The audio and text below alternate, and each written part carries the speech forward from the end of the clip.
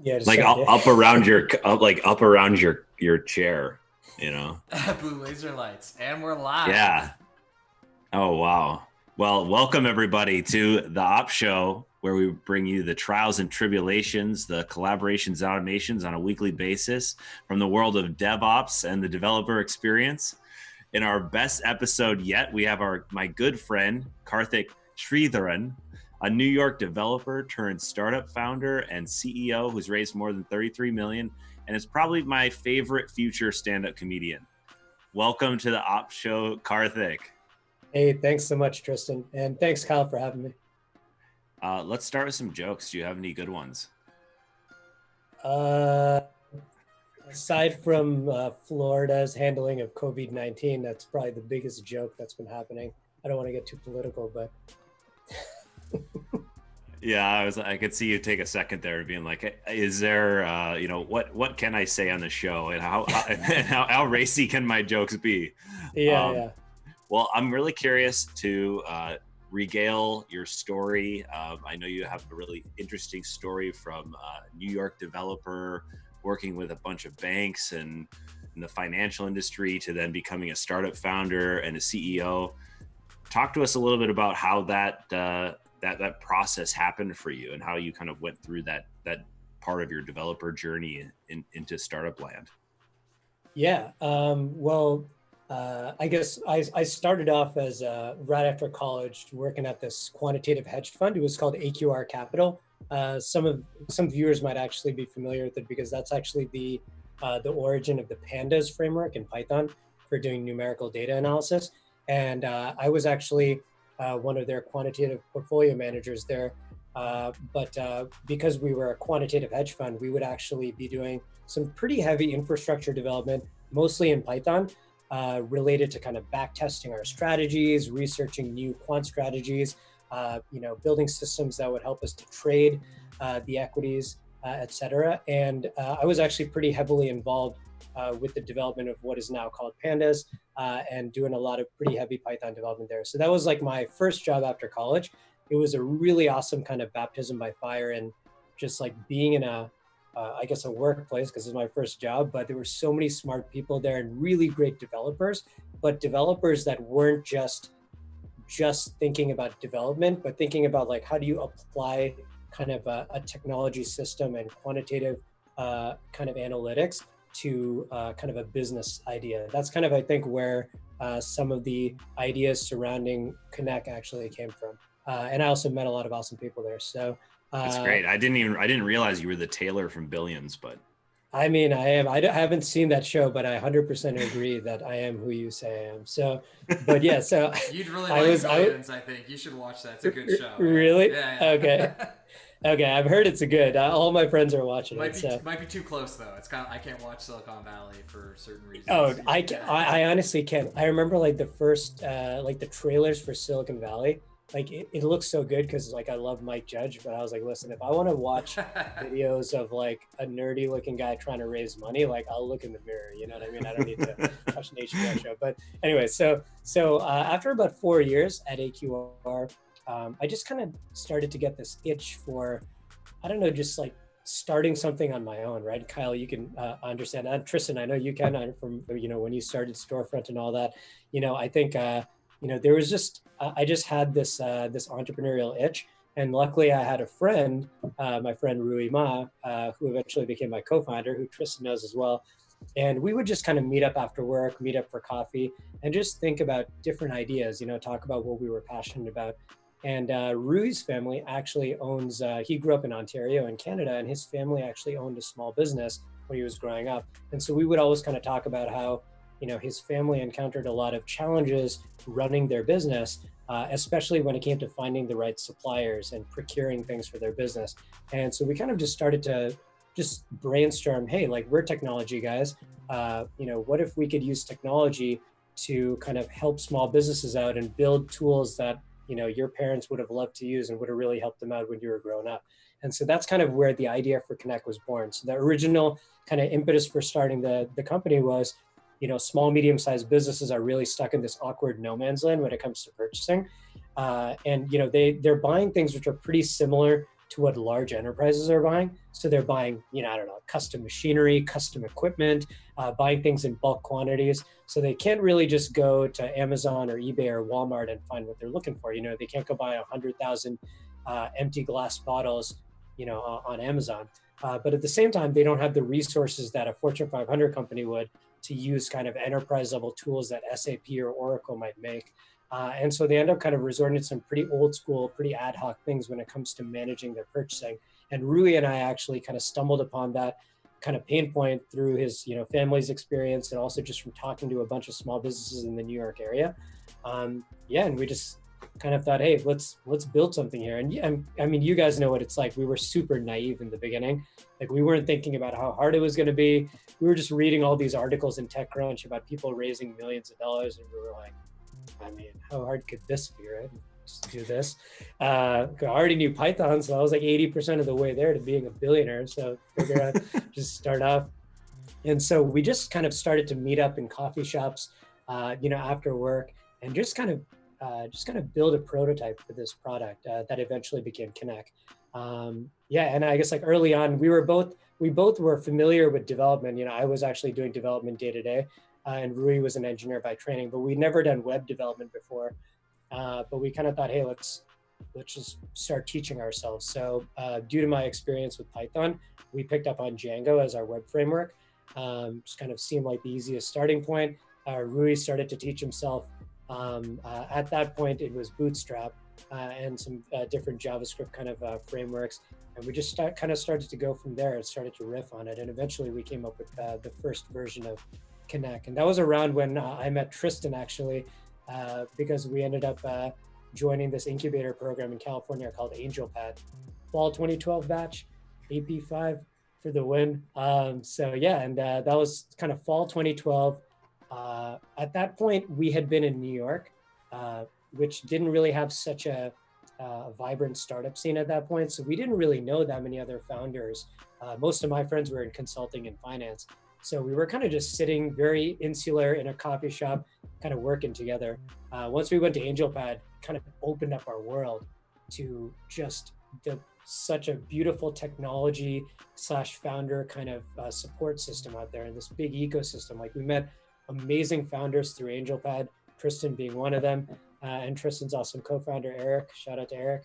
And we just met all these people who had so much experience and who we could benchmark ourselves against. It's like so insular being just two guys in a coffee shop, and meeting other founders, seeing what they're doing, learning from your mistakes, kind of almost like feeling that social pressure almost of like, oh wow, they're hiring an intern. Should we hire an intern?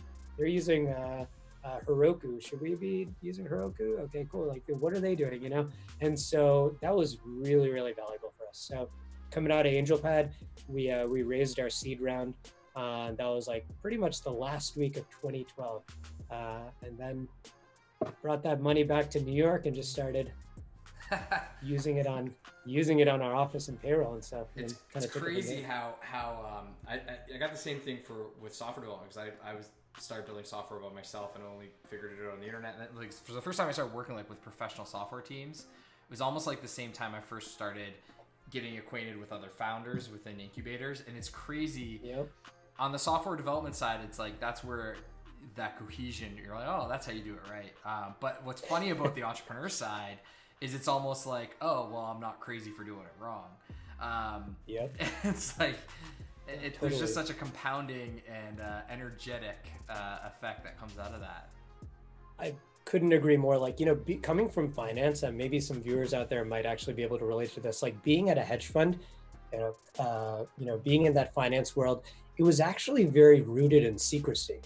Like it was kind of like, oh, you work at this hedge fund, don't talk to that guy. He works at that other hedge fund, and it was very secretive. And so starting off, as a tech founder, but coming from a background in finance, our mentality was really cagey. Like, we were one of those typical kind of New York founders back in the day. People would ask us what we're working on, and we were like, oh, it's stealth. You don't need to know. Don't worry about it. And we were so paranoid about people stealing our idea, and we just learned pretty quickly that, man, like, no one's going to steal your idea. It's all about the execution at the end of the day, right? If it's something that someone could steal, by, having a coffee with you at Pete's Coffee or Phil's Coffee or whatever, like it's probably not that great of an idea. You need to make it your own through execution. And so really you're not going to learn from, people who have been through the experience before unless you talk to them and be open.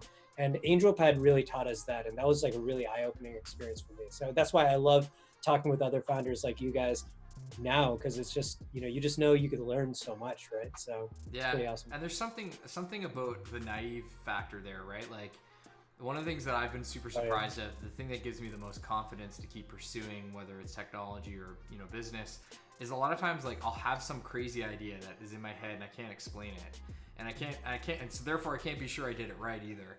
But then I'll go meet someone else and like they were like formally educated on this subject and they kind of did the same thing and they explained it back to you and you're like, aha, I did that. It was way uglier, but I did that, right? So that sort of like reinforcement loop or validation of your like hypothesis or your gut feeling about how you go and approach a thing is almost always like no one could discredit you for using Django. Like that is the best tool for the job. Like you just found your way there. Good job, right? Like I think that's the beautiful thing about this is like you start opening up those ideas, then people start going, oh, well, I did the same thing. And you're like, well, I don't feel special. And they're like, but I did it the same way. And you're like, now I got it.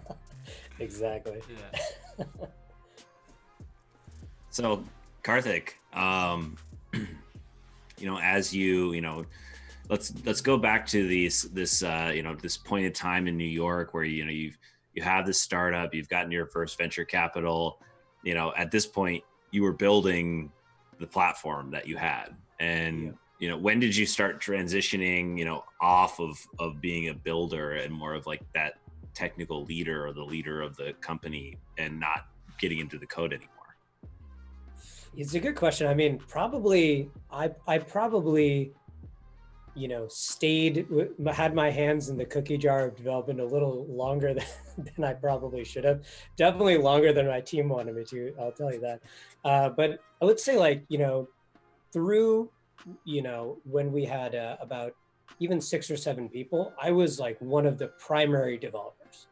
So our first 2 employees, Johan and Jia, were actually, developers, and they basically helmed the front end and the back end of our development respectively. So we started to transition more of the primary development work to them, Rui and I did, but we still, we didn't have enough people, so we had to keep building. So I was taking points off the sprints for a while. I wouldn't say until we reached about 15 people. It's probably a little too late, but like when we reached about 15 people, I was still a part of sprint planning from the perspective of like an individual contributor. I was like, hey guys, like what can I be doing? Give me some things to do. And part of that was, I like to say, driven by the need for just, we needed developers, we needed development capacity. Part of it, I think, was just me kind of holding on for a little bit too long. And I think that's something that a lot of technical founders, especially, they experience. It's like, when's the right time to let go? And kind of level up a little bit, or as one of my friends said, like helicopter up and kind of see the big picture. But I think once we went past about 15 people, I started to move a little bit more into just purely a technical leadership role. Of course, I was like hiring people and managing people before that, but I think at that point I realized it's just I'm not the right person to be actually doing, taking points off the sprint essentially, right? Like there's way better developers who are way smarter than me and understand the tech landscape and the development landscape way better than me. And I was basically just making more work for people at that point. Like they were like being nice to me, I guess, because I was the boss. Like, yeah, Karthik, thanks for doing that. And then later on, they're like, oh my God, I got to undo this guy's code. This guy's the worst coder of all time. So I think once I started to realize people's true feelings, I was like, all right, let me stop doing that. But it kind of goes to this larger theme of, the different phases of life that you go through as a startup. Like I feel like, as a founder, it's such an interesting experience, right? You guys know this, like your job changes dramatically, like year to year, maybe even intra-year, right? It's like when you first start off 2 guys or 2 girls in a coffee shop, there's no founder, there's no CEO, it's just you, and you're just doing everything, right? You're everything and anything to your company. And then even as you start growing, like hire 2 people or 3 people, you're not pulling rank on anyone, right? Like, what are you going to say? I'm the CEO. I can't fix that bug when you're 4 guys in a WeWork little cube. Like, what do you, that no one does that, right? So, so you still are like an individual contributor who happens to be the one fundraising also or interacting with investors. And I think once, you get to the point where you realize you just need to be managing people, being a people manager, being a leader, and you're not needed for individual contributor work, and maybe that's actually counterproductive. I think that's the point where, at least for me, it got really difficult. And I know other founders feel that way too, because it's a different skill set. So yeah, for me personally, like I actually, once we reached about 20 or 25 people, we actually hired an executive coach, Alyssa Cohn, shout out to Alyssa. And it was like, she's been super awesome for me and my co-founder as well. And I think like getting help either from a coach or just external advisors, friends, and like trying to really develop those like people management muscles and leadership muscles, that's pretty key, I think, to helping your company level up as well. I don't know if you guys would agree with that. Oh, 100%.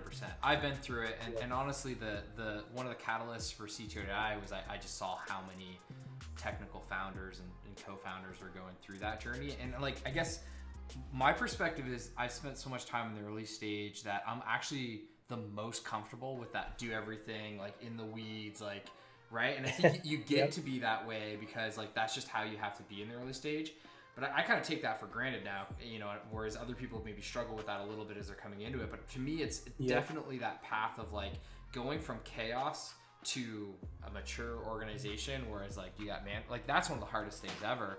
And I've seen so many people have a hard time doing it.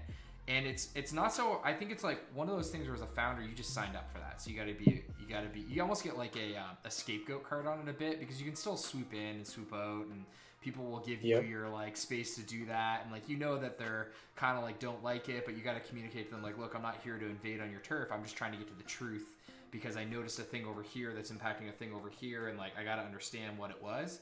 But then there's also the aspect of like in the early days, the vision is still so ambiguous to most people that the easiest way, or the way with the least overhead to communicate a vision, is to get really hands-on and foster that bottom-up cohesion through action, right? But what I found is like that's not so hard because you signed up for that as a founder. You just gotta be ready for that, and you get prepared for that by talking to other founders, and like they're just like, oh, like first time founder, like get ready for this. But what's harder is when you see the people that are working for you also start going through that, because I think the transitions are less obvious for people, and like you almost have like a commitment to them where they signed up. There's this 4-year journey.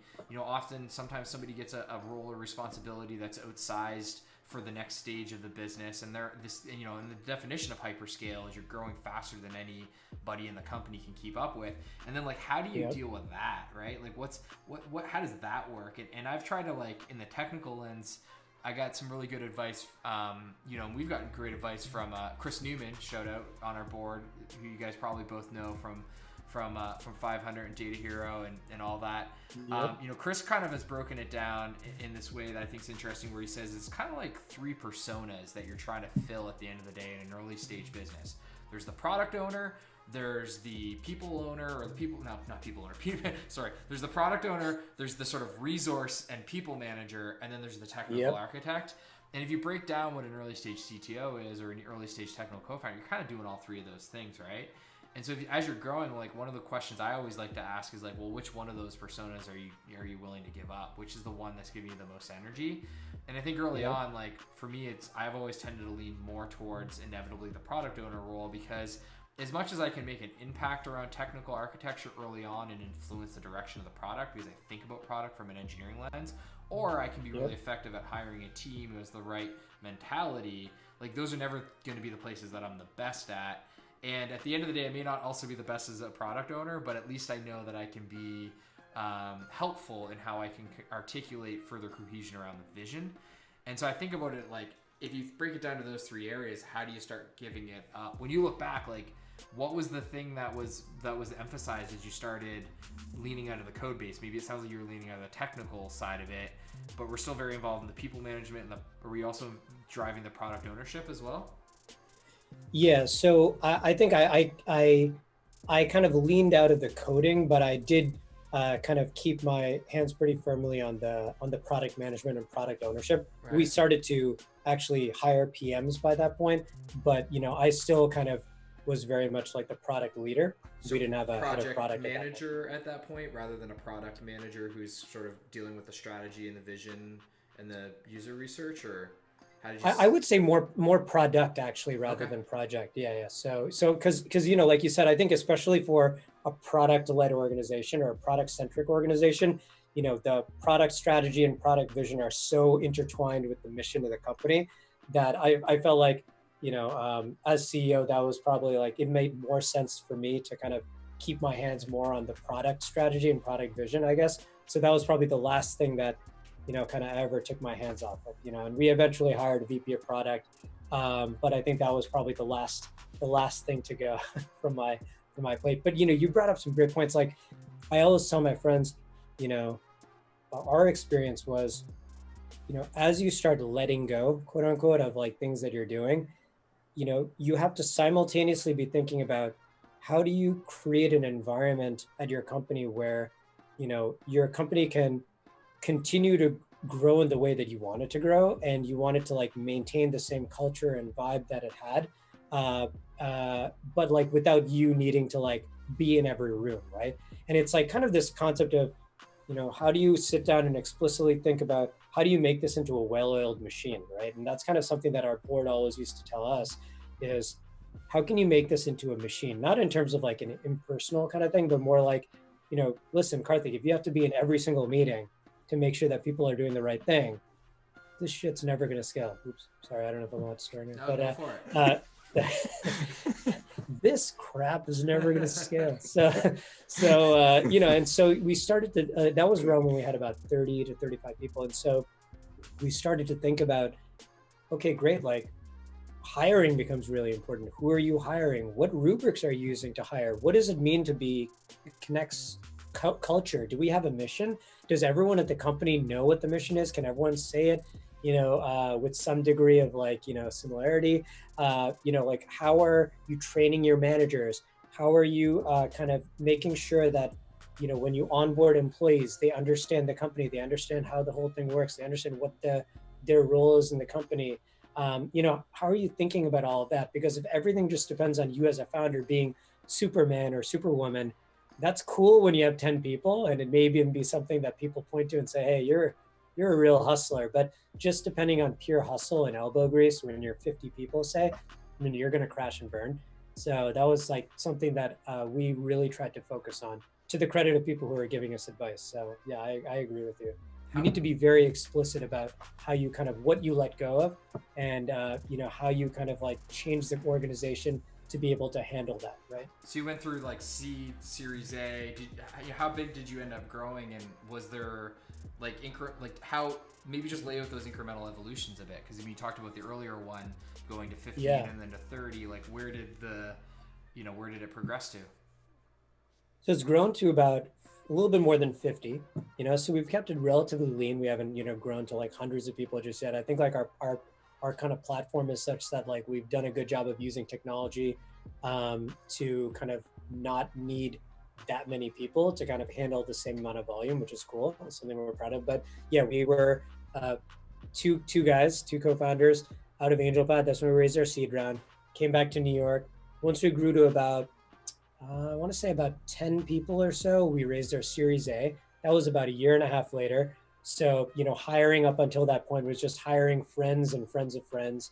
So it wasn't, it felt easy to hire at that point. It's like, yeah, cool. I have like 5 people that I love that, I want to just go hire right away. And like, now that we have some money to pay people an actual salary, should be good. So I went and hired, people that I worked with at AQR, people that I went to college with, people that I knew through my social circle in New York, who were amazing.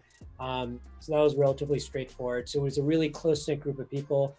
Raised our Series A from Matrix Partners in 2014. Cool. And then that was kind of, I think, when we felt like, okay, now we had to put on our big boy pants. You know what I mean? It's like, okay, first of all, we have a board. So, you guys know it's like a whole different equation, right? Suddenly there's kind of an external party that you're kind of, you're responsible to, and it's good to keep you in check a little bit as a founder. But then hiring became tricky because we had to hire a bunch of people, but you couldn't just hire your friends. I mean, I'm not that popular. I don't have like, 30 friends in every like type of role that there could possibly be at a tech company, right? So then you're starting to think about your hiring process. And then you have enough people where, when you get to 10, 15 people where you can't handle all the HR stuff on your own. And you're kind of like, oh my God, I actually need to go hire a head of talent or a head of people. And so then your organization kind of feels a little different. So we grew to about 25 people, and then we raised our Series B. And that's when things, I think, really changed. As I mentioned to you guys before, I think I started to realize that was like around the first time when people were being hired that were reporting to someone else who reported to me. So it was like you have two layers in between you and the newest person at the company. And that was, I think, something that just blew my mind, because it just, thinking about how do you second degree, man, like how do you motivate people who don't even directly report to you? And that was such a challenge for me because I'm so used to kind of like I guess leading by example. That was my like incremental change from being an individual contributor to being just like the individual contributor who nominally was the boss. So I was like, oh, look at me, I'm still a hard worker, like just watch me work and hopefully you guys will work hard too. But then you get to the point where, well, you don't know people well enough. They're not in close enough proximity to you to actually kind of, get that by osmosis from you. So you have to think of other ways to, manage the organization.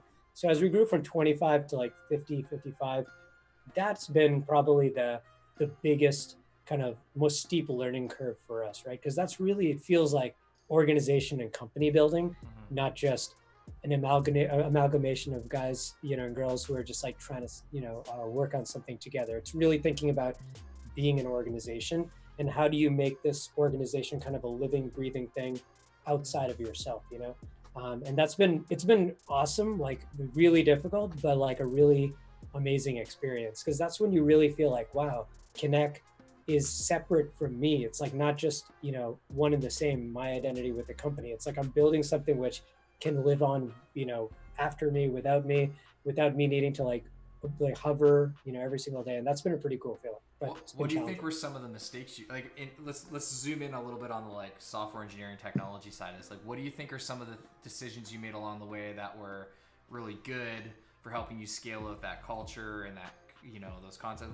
But also like, what were some of the mistakes that you maybe made along the way where you're like looking back, where you're like, maybe we implemented that too early, or something like that?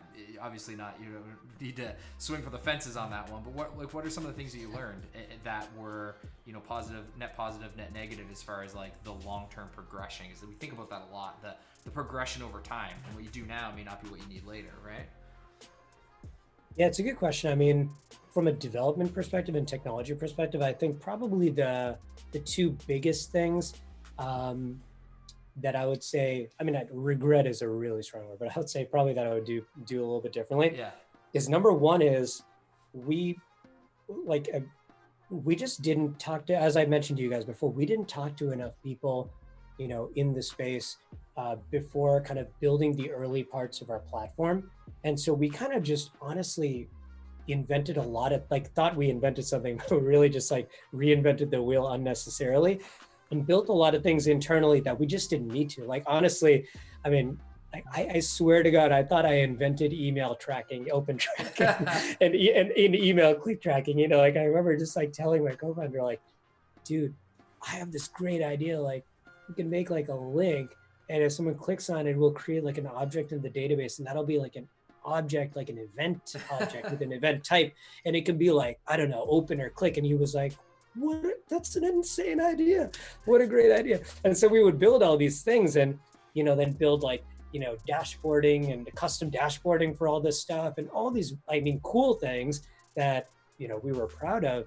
But then you realize like years later, oh my God, what a waste of time. Like, why did we need to sit there building our own proprietary, JavaScript based, like, data visualization kit when we could have used a lot of other kits that are way better, where they have teams of people develop.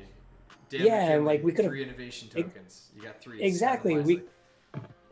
We could have just like focused on what was our core competency, and like we just didn't know. We weren't aware of it. We just were kind of trying to do what we need to do. And so I think that's one of the things I regret. It's like being so heads down as a technologist that you don't sit up and just like look up and say like, hey, maybe I can see what else I can use out there, and not be so like I guess don't have such an air of sophistication about like I have to build everything ourselves, because like you realize once you get to 10, 20 people, oh my God, like I have to hire people to support that shit that I thought was so cool to build. Now I have to have a team internally to support that analytics thing that I can't even afford to do that right now, right? So that was one big thing that I regret.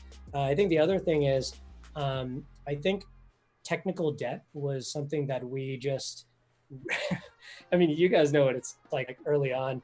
I mean, even now today, like we're just running so fast. Everything is like, the sense of urgency is like palpable, right? For everything.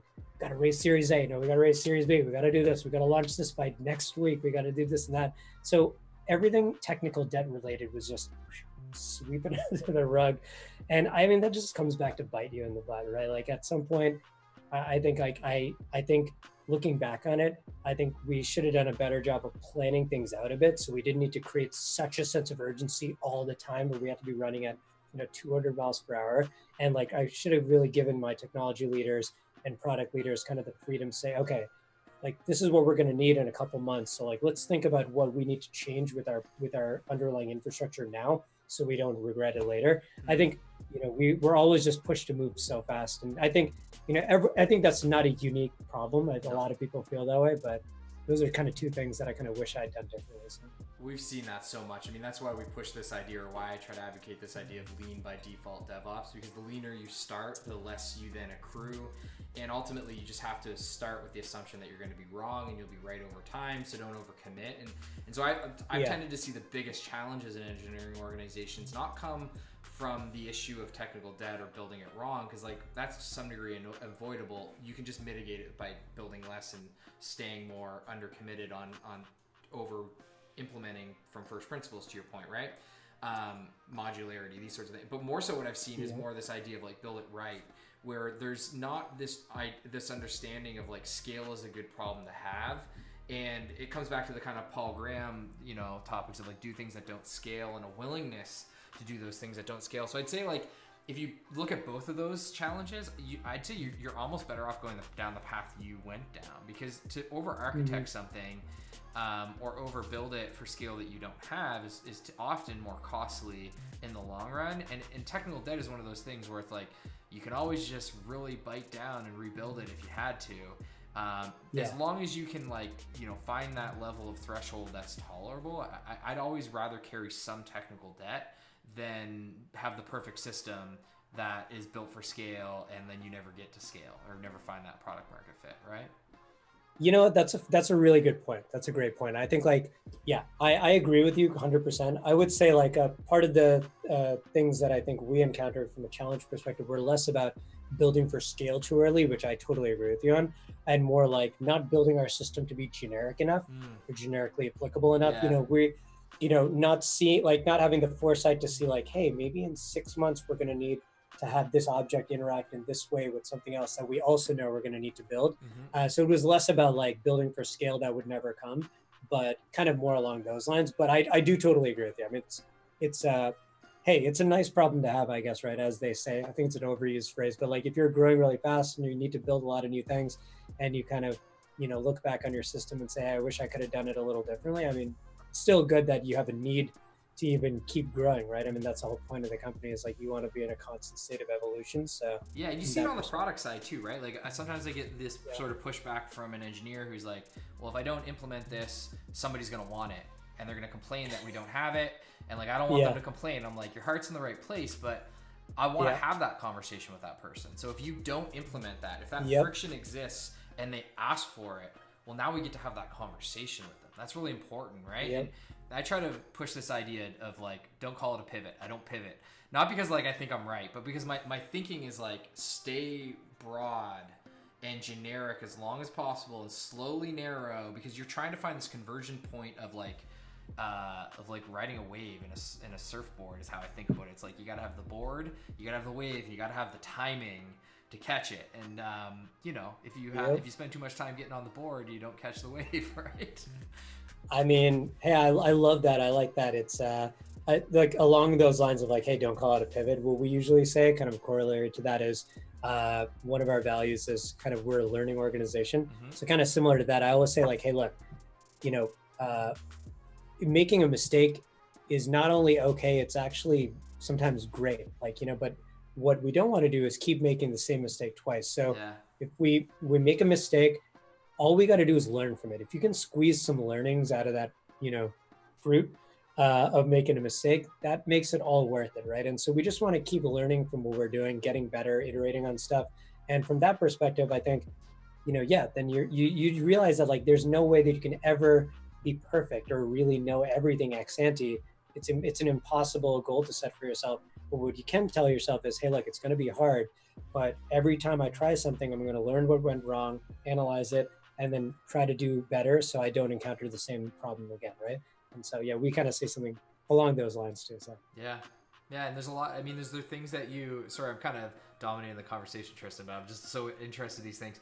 Are there things that you would integrate into the like onboarding and employee experience to try to set certain expectations? I mean, we think about that a lot. Like everybody deploys on day one, even before you fill out your payment paperwork. It's kind of like the thing I used to advocate, and that's really hard to maintain. But if you can make it easy enough for people to fail, but also to recover, and you set that context of confidence out of the gate, I mean, what are some of the things that you've done to promote that learning, that safe learning environment?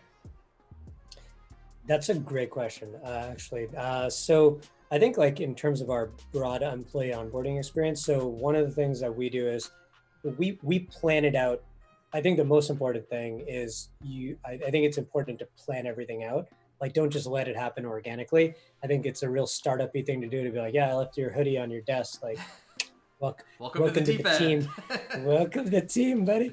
And like that's got its like, you know, that's I mean, it can be interesting and certainly it'll be exciting, but like I think it's worth really thinking about what is that experience like, right? And really planning it out and making sure that the first week of that employee is awesome and you really communicate what you need to communicate with them right off the bat, right? You don't want them learning things like in the wrong way or like thinking that the culture is something that it's not or whatever it is. So one of the big things we do is like, we make sure that no matter what, you know, if you're a developer, say, we make sure that we set up kind of learning conversations with you with every single team at the company. So you're going to talk to, be able to talk to someone who runs our supplier sales team, our account management team, our customer success team, our, you know, product team, et cetera, you know, our buyer team, et cetera, so that you understand the different parts of the company. And part of that is like, not just trying to inundate you with a lot of information about the company, but really to get you familiar with the different teams and give you like a face-to-face interaction with someone on those teams. Because we want you to feel comfortable to like go up to anyone at the company and just ask questions and learn. We don't want you to feel like, okay, I'm an engineer. I've only met people on my engineering team. We just talk about Redux, React together, and that's it. I've never talked with anyone else at the company, so I'm nervous to ask. Like, we want you to feel like, hey, I've had conversations with people at different, you know, about a lot of different things. So we do that, and it gives people some kind of foundational understanding of the company. We also, like on the first day, my co-founder and I, we sit down with everyone who joins, and we kind of go through the company's story, and not too different from what we've been talking about today, and also kind of the values of the company and like why we set them, right? And so, and I think like that's important. Like it's important not just to have someone else read off of, you know, a slide of like, hey, this is what Karthik says we're, you know, our values are, especially when you're small, right? Once you get to hundreds of people, it's a different story. But I think it's been meaningful because like I tell people, and one of our values is being a learning organization. And I tell people like, hey, listen, this is what that means. It means don't be afraid to make mistakes here. We just learn from our mistakes. Here's some mistakes I've made. I made this mistake yesterday, you know, it's okay. Like, and so we really try to make sure that people are aware of our values and they hear it from me, my co-founder. And I think the other thing is like, we actually like at each all hands meeting, we have an all hands meeting every other week. And then every alternating week, we have an Ask Me Anything for our leadership team where people can ask anonymous questions. And so I think those two things are also pretty useful.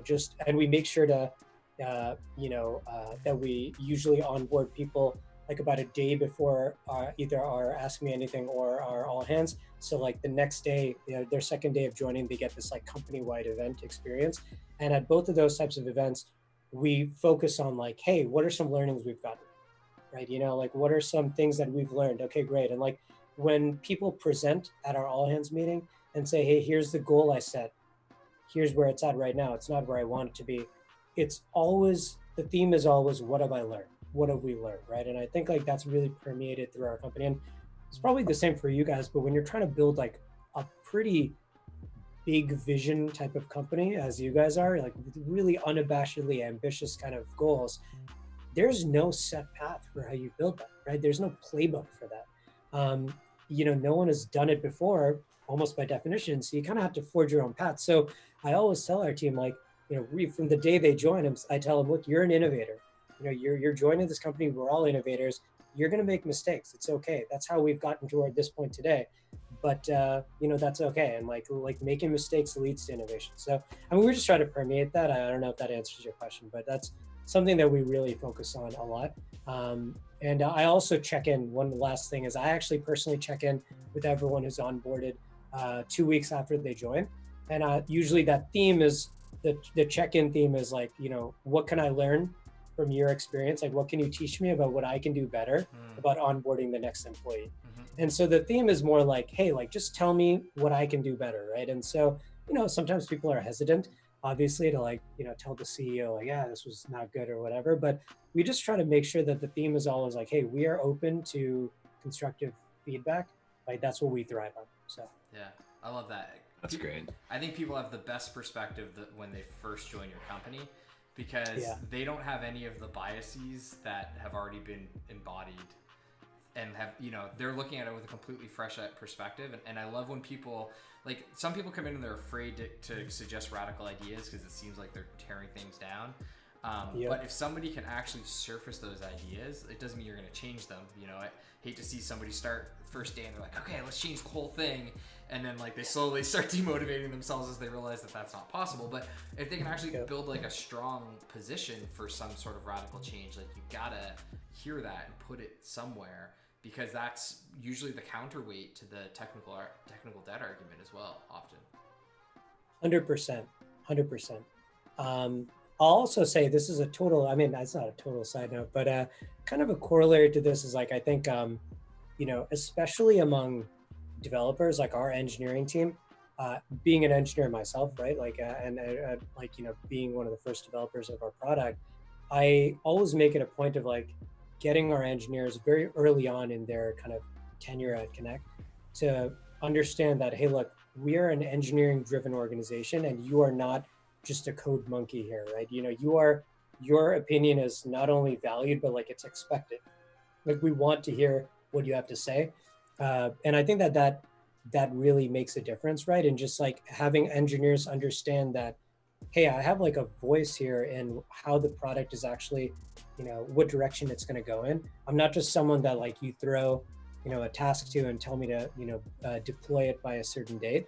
And so I think, and that goes for any team, not just developers, but I think that like, that's something that we've especially really focused on with engineers, because especially in like a competitive hiring market like there is today, that's pretty important, I think, for employees, especially technical employees, is feeling like, yeah, I'm getting paid and I'm getting equity and there's cool hoodies that are very soft on the inside or whatever. That's great. But every company has that, but not every company can really say that, we really value people's opinion and use it to actually drive the company's strategy. Yeah. So. And it's career growth, right? They now have skills that go beyond just software. It's how to build products, how to think about go-to-market. What is the strategy that the company's using? Why is my equity going to be worth something, right? Exactly. Yeah. Yep. Yeah, and I think that's a big question for a lot, especially a lot of people that I guess when they join a startup team, they want to have that stake, not just like a stake in the success of the company, but they, are usually a motivated person, entrepreneurial mindset. They want to come in, get more involved, and setting that expectation early, like you do in multiple ways, is really valuable. Yeah.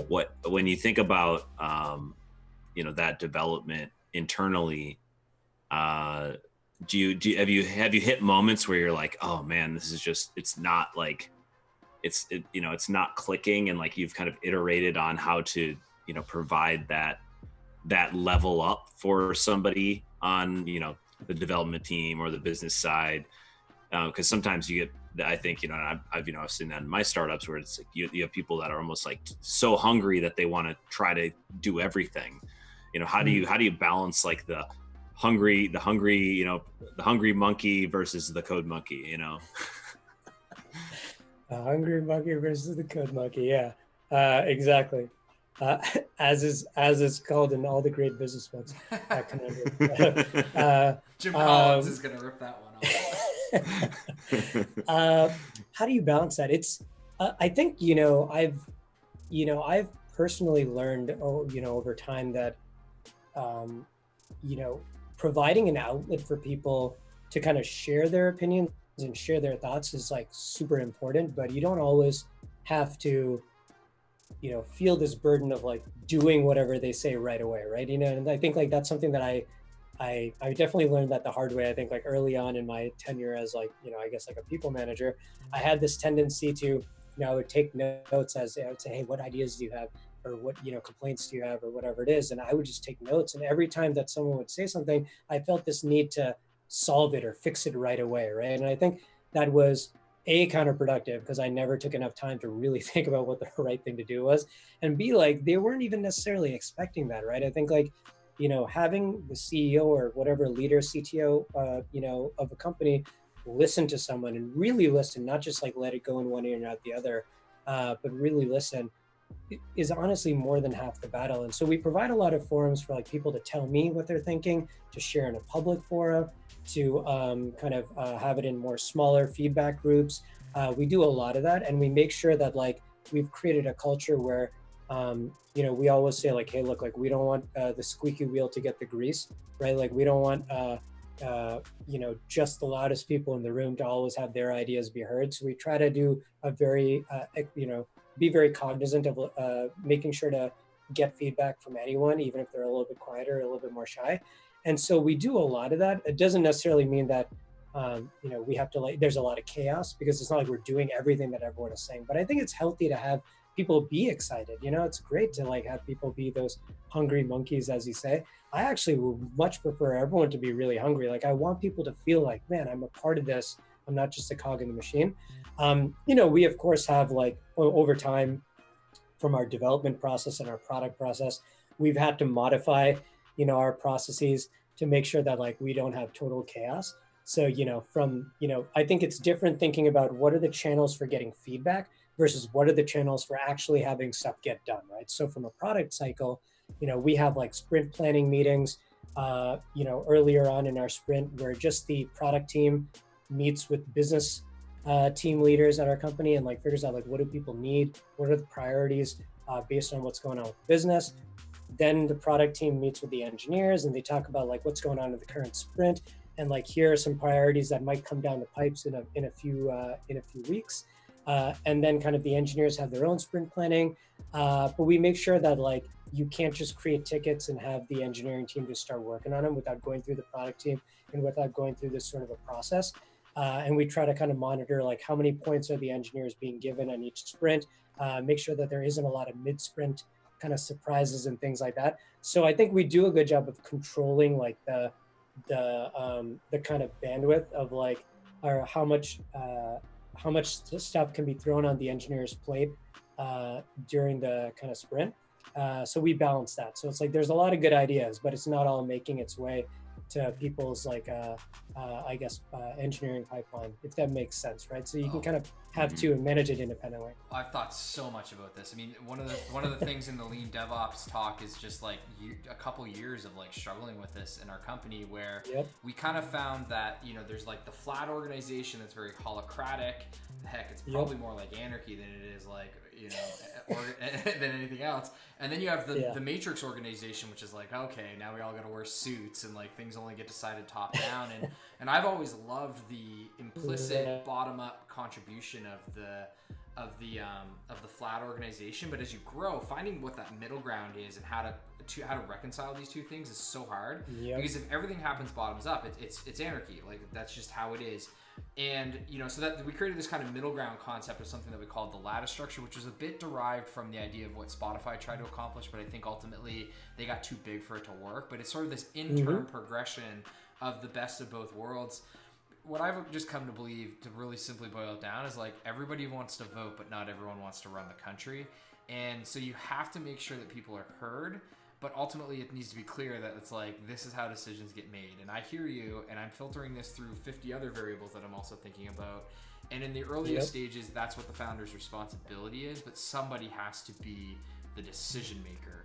And if you take an approach where that person just only decides what they want, or the other opposite effect where everything's decided by committee, you fail, or you create, all these challenges. Jim Barksdale, I've used this a couple times on this show, I think, but Jim Barksdale had a really interesting quote that I took from one of Ben Horowitz's books, which is about, what is it? If you want to talk about data, let's talk about data. If you want to talk about opinions, let's use mine. Because basically what he's trying to present there, and I'm pretty sure it's Jim Barksdale, so sorry if I misquote, but he's trying to communicate there is like, look, bring me that data, and then let's have that data drive the conversation. And the more data we have, the less opinions we have to discuss. And at some point, it's not my opinion anymore. And that's when we know this thing's really working. And I think that's sort of the utopian idea of this progression of moving into this hierarchical model that doesn't invalidate the individual autonomy and contribution that makes the whole well-oiled machine work, because people are well aligned enough and the signals are present. But before those signals are present, hey, everybody gets a vote, but it doesn't necessarily mean that every state has the same electoral count, right? Somebody's got to make a decision at the end of the day, and it usually falls on the technical leader or the CEO, founders ultimately, right? I couldn't agree more. Well, first of all, I've used that quote in the past, so I'm glad to finally know who it was. Don't 100% quote me on this. There's a couple of Jim Barksdale quotes in one of the books, and I think that. I love that quote though. So I totally agree with you 100%. What we've done is we've really focused on rather than thinking about how to approach that challenge from like an organizational dynamic perspective and structuring the organization, we focused more on how do you do performance management and what do you use as a rubric for performance management, and we use that. So we actually use OKRs, objectives and key results, which is, it's not some magic kind of bean kind of solution. It's just basically like a quantifiable kind of metrics framework that a couple startups, one is called Google, and the other one is called Intel. Oh, yeah. I think they're like a small chip company. So you guys may not have heard of them, but basically so that's been really, really useful for us. We started using those about 2 years ago. How do you set a good OKR? What do you think a good OKR looks like? That, because we use these as well. And one of the things that's really hard is setting an OKR that is good. Yeah. Because sometimes good changes. And great definitely changes. A good OKR, I would say so an example of, I think a good OKR for us is I think a bad OKR is something that either is not measurable. Maybe I can start with what's bad. I'm a negative guy. Something that's not that measurable or easily measurable. The whole point of it is you want something that's quantifiable, right? Just saying or something that's too vague, launch this product. Well, what does that mean? What are you doing? What are you launching? It's unclear, right? So you want an OKR that's easily measurable and quantifiable and clear. So an example that I always give is, one of our big metrics that we use is what percentage of requests for quotes, that's our unit of demand, RFQs, what percentage of RFQs that have been matched to suppliers by our algorithm actually receive a quality quote. And so the reason why I say that's a good OKR is because it's actually, there aren't a lot of excuses, I guess, that you can make ex post for why you didn't hit that, because we've taken a lot of caveats into account. So, someone might say, well, look, the reason why we didn't get quotes is we didn't match the RFQ to a bunch of suppliers. We didn't match the demand to supply. So what could I do? Well, we took that out of the equation, right? We said, what percentage of RFQs that were already matched to suppliers got a quality quote? Then someone might say, well, yeah, we got a bunch of quotes, but they were all pretty crappy quality. So we include a quality metric there. So we try to create an OKR that truly, if you project forward and you say, if we actually achieve that, and hit that OKR, at the end of the quarter, I would be really excited with as few caveats as possible. So it's not easy. It's hard to do, but we put a lot of thought and effort into it. And I would say like that's having OKRs and really kind of making that a part of our culture has been really useful in helping people understand kind of just what you were saying earlier, right? Like how do you not only quantify like the impact of something, some idea that you may have, but also understanding like how you fit into the big picture just overall, right? And that's been key because, before we just had a bunch of people. It's like 30 people sitting in a room and people were just throwing ideas out there. So, and trying to just get their ideas to be heard, right? And we weren't really thinking too much about, explicitly looking at what's the impact of your idea or what could be the potential impact of this. So everyone was just trying to get their ideas heard and they would feel good when someone would listen to their idea. Once we changed the focus on, hey, these are the OKRs, all the OKRs kind of cascade up to each other and each person at the company can know how they fit into the larger puzzle. It was already clear how you kind of impact everything at the company. So it made actually at multiple levels, because I found that's really hard actually, is to get people. We do. Yeah. Okay. Yep. Yeah, we set it at that. We have company level OKRs. We never set more than 3. Okay. Because then it's too many. It's like, here's our focus, these 20 things. So we never do more than 3. And then that cascades down to your team level OKRs. And each team has a set of OKRs. Yep. And then the team actually goes down to individual level OKRs, which are pretty difficult sometimes to set, but it's important to do. And the reason why we did that is we wanted every single person at the company to be able to look at our OKR kind of tree and say, this is how me personally, how I flow into the biggest initiatives at the company, right? And even when we're presenting at our all hands meetings or anything, whenever someone talks about an initiative, they highlight on the tree, like this is what OKRs it's focusing on. And it's really, really important because it actually almost stops the need in some ways for people to throw out random ideas. Tristan, like you were saying, the hungry monkey challenge of, because people actually are able to see, oh, great, this is how everything flows together. That's great. I don't even need to throw out a lot of random ideas because I get how it ties together. It helps provide that lens of focus. Exactly. You're creating that. It's again goes to that theme of like, how can you manage your company without needing to be in the room at all times, right? You're giving people these frameworks and rubrics to understand how things tie together. And then it also kind of helps give a framework for like how people can evaluate their own ideas. So anytime someone has a cool idea, I always tell them, this is awesome. Let's sit down and talk about it. And let's also spend some time thinking about what OKR it's going to affect and how much impact we think it's going to have. And hey, look, if you can convince me, like you were saying, Kyle, look at the data. Like if you can convince me that based on your understanding and your data, that this is going to have a big impact on our OKRs, on our most important OKRs, let's look at it. Like that's great. Yeah, I was just looking for my John Doerr book. That's why I stepped away. One of the things I've thought a lot about is like how to streamline the idea of OKRs to just be easier at startups. And I mean, the multi-tiered thing is hard. Well, my last question about this would be like, what kind of like cadence do you recommend? Do you use any software that you find really helpful? Because we've looked into lots of different options and tried different approaches to this. I'm curious what works for you guys. Yeah, so our cadence is we do quarterly OKRs. We used to do monthly goals. We used to actually do weekly goals. This is back when we had 5 people. I was really pushing hard before a Series A, but that's obviously as you grow your organization and you mature, there's no need for that kind of a time frame. So now we do quarterly OKRs. I think it works well. We do bi-weekly check-ins with people on like how their OKRs are going. Again, to that theme of learning organization. So, what we do is for each individual and each team, we have like just a Google Doc, just a Google Word doc kind of a thing. And we store the OKRs there and we kind of have like check-in points and we'll kind of check in and say, hey, like, how's that OKR going? What are some things that have been going badly and what can we learn from them? So we have kind of like almost like a timeline of like how things are going with each of the KRs. And that's been pretty helpful. And we have like a record of it. But yeah, we keep it pretty simple. We use Google Sheets and Google Docs. I mean, I know there's a lot of tools out there, but and we use something called Disco internally, tied in with Slack to kind of give people kudos and like highlight when they're doing well with their OKRs. But we keep it pretty simple. Cool. Nothing too fancy. Simple's better. Simple is better. Yeah. That's cool. So with Disco, how does that work within Slack?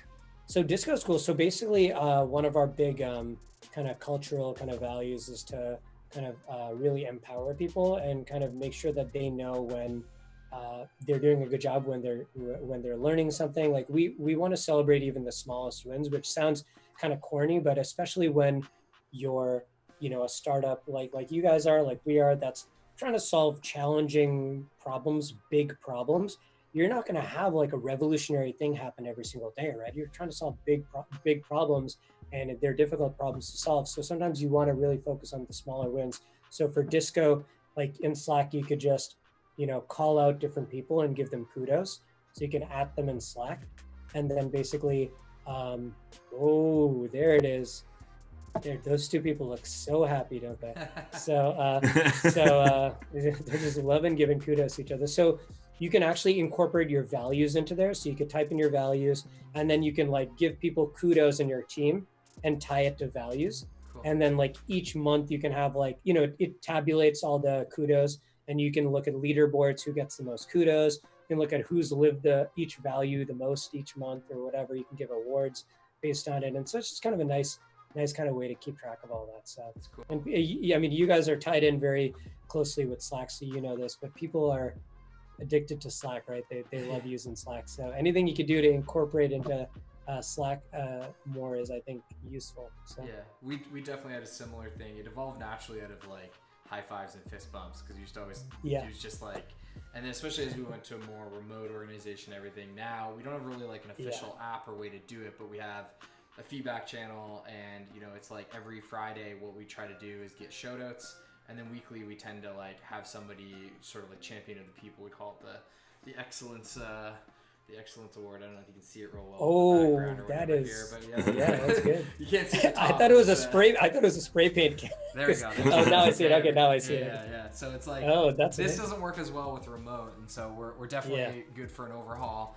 But we've had sort of these like in-person organic things that are kind of similar, but they haven't always been tied to OKRs, and they haven't necessarily been tied to performance the way you guys do that. I think that's really, really smart the way you have it set up. I love that you guys do that. Shout outs at the end of the week. We do something called FAFWA, Fridays are for wins. Yeah. Basically every Friday, kind of last thing we do at the end of the week, we just get together in a circle, or I guess now like a virtual little Zoom circle, happy hour, and basically just kind of shout out any small win that you had in the week. Could be a salesperson saying, hey, I was chasing after this one prospect and they finally picked up the phone. Like, that's great. We do demos too, because that actually gives people an opportunity to show off what they've been working on, which is really that's a great idea. I love it. Yeah, and people love it, and it's a great way to like get information dissemination across the company. It's just like ends the week on a good note. So I love that you guys do that. Plus, you can't deploy then at 4 p.m. on Friday because that's right. Hey, that's something I learned. That's a learning I got over time. Once you start hiring a lot of engineers, no deploys allowed on Fridays. Like apparently. That's one thing that our engineering team says is a no-no. So, although Karthik is rogue, and I'm he probably rogue. still would do it if he could. Hey, listen, this is between me and you and whoever watches this YouTube video. But I created a separate GitHub account, and like every now and then there'll be like a random bug that'll be fixed, and people in the engineering team are like, "Who fixed this? I thought that was broken last week." I don't know, man. You guys got to look into. You got this great open source contributor contributing to who is this? Who's this guy? Well, I love it. Well, thank you so much, Karthik, for coming on. It was a pleasure. Where can people find you? Well, you can find me at Kinnek.com. That's our website, Kinnek. You can email me at Karthik@Kinnek.com. My name is Karthik. I'm sure the name will be in the description. But if anyone ever wants to chat about the entrepreneurship experience, fundraising, leadership, mistakes we've made, anything, like I'm always excited to chat with fellow entrepreneurs. So reach out. Love it. All right. Thank you so much. And that's it for the Op Show today. Karthik, it was a pleasure. Hope to have you back sometime. And I guess, with July 4th being tomorrow, it might be a good time to start deploy. Yeah, yeah. Deploy right at midnight, guys. That's advice for all of you. Before any holiday, make sure to deploy.